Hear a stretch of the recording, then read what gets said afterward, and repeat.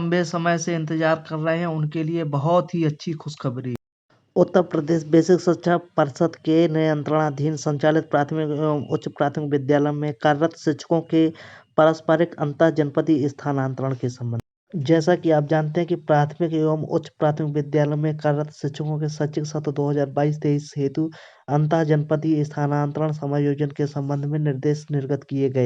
Uttar Pradesh basic शिक्षा परिषद के नियंत्रणाधीन संचालित प्राथमिक एवं उच्च प्राथमिक विद्यालयों में कार्यरत शिक्षकों को अपने निवास स्थान खंड जनपद से अधिक दूरी पर तैनात होने के कारण उन्हें विद्यालय आने जाने में असुविधा का सामना करना पड़ता है। शिक्षकों की पारिवारिक परिस्थितियां, बीमारी एवं अन्य कारणों से माननीय जनप्रतिनिधियों, जनता दर्शन, IGRS, विभिन्न शैक्षिक संगठनों तथा शिक्षकों के माध्यम से पारस्परिक स्थानांतरण हेतु अनुरोध किया जा रहा है। पारस्परिक स्थानांतरण से जहां एक और छात्र अध्यापन अनुपात पर कोई प्रतिकूल प्रभाव नहीं पड़ेगा, वहीं अध्यापकों द्वारा सुगमता एवं रुचिपूर्ण ढंग से पठन पाठन कार्य को संपादित किया जा सकता है।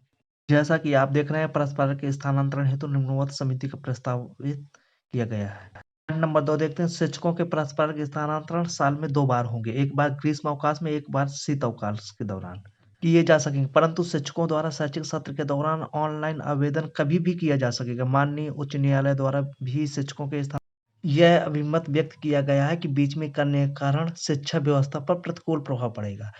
पॉइंट नंबर 3 में कहा गया है कि विषयवार वर्गीकरण नहीं किया जाएगा और प्राथमिक विद्यालय में कार्यरत शिक्षकों के मध्य भाषा, विज्ञान, गणित की बाध्यता नहीं होगी।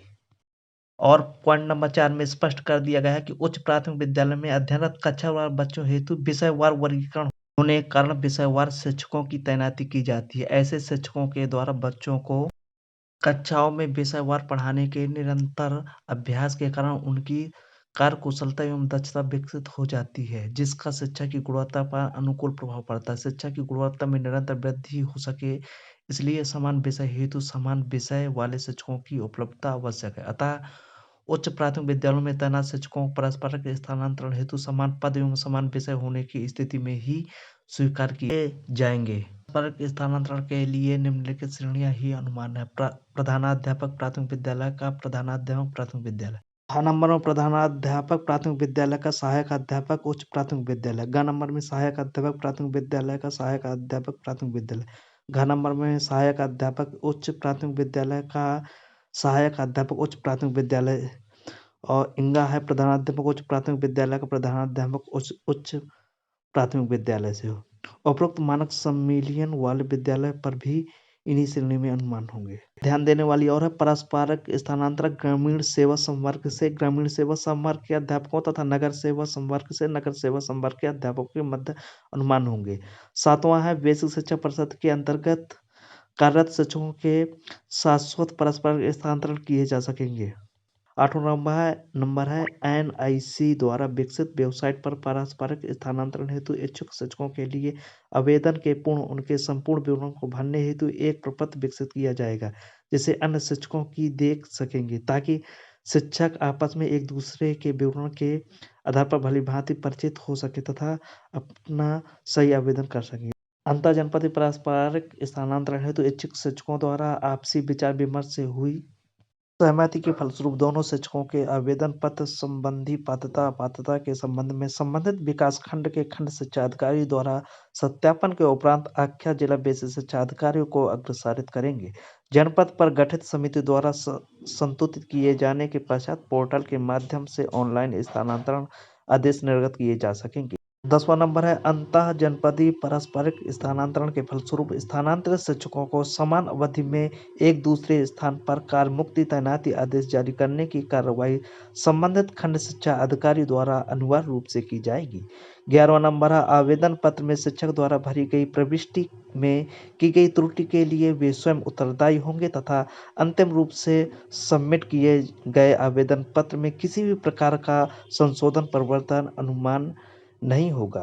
12वां नंबर है पारस्परिक स्थानांतरण के फलस्वरूप स्थानांतरित होने वाले शिक्षकों को दशा आदेश निर्गत होने के 7 कार्य दिवस के अंदर विद्यालय में अनिवार्य रूप से कार्यभार ग्रहण करना होगा। 13वां नंबर शिक्षकों द्वारा ऑनलाइन आवेदन NIC द्वारा विकसित पोर्टल पर विकसित पारस्परिक स्थानांतरण मॉड्यूल के अंतर्गत ही स्वीकार किए जाएंगे। म्यूचुअल आवेदन पर रजिस्टर्ड स्पीड पोस्ट कोरियर, दस्ती आदि स्वीकार नहीं किए जाएंगे। परस्पर के स्थानांतरण की प्रक्रिया में दोनों अध्यापकों का एक दूसरे के कार्यालय विद्यालय में पदस्थापित किया जाएगा।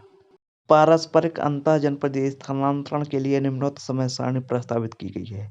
पारस्परिक स्थानांतरण हेतु ऑनलाइन रजिस्ट्रेशन की तिथि है संपूर्ण शैक्षिक सत्र के दौरान कभी भी कर सकते हैं। दूसरा है शिक्षक द्वारा किए गए आवेदन पत्र का प्रिंट आउट संबंधित जिला शिक्षा अधिकारी कार्यालय में जमा की अवधि है। ऑनलाइन आवेदन तिथि से 15 दिवस के अंदर करना है।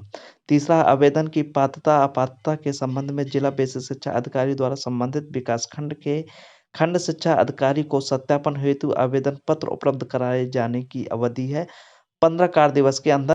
चौथा, जिला शिक्षा अधिकारी द्वारा सत्यापन कराए जाने के उपरांत जिला स्तरीय समिति की बैठक या स्तुति किए जाने की अवधि है 1 माह के अंदर। पांचवा है, शिक्षकों द्वारा परस्परिक स्थानांतरण संबंधी किसी भी प्रकार की आपत्ति जिला स्तरीय समिति के समक्ष प्रस्तुत की अवधि है 15 कार्य दिवस में।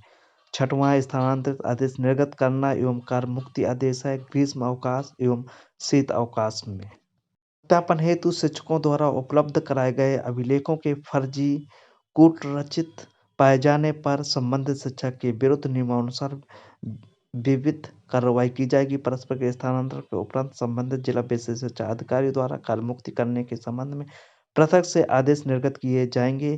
प्रेरणा पोर्टल मानव संपदा पोर्टल पर 7 दिवस के अंदर स्थानांतरित शिक्षकों के विवरण को अपलोड किया जाए।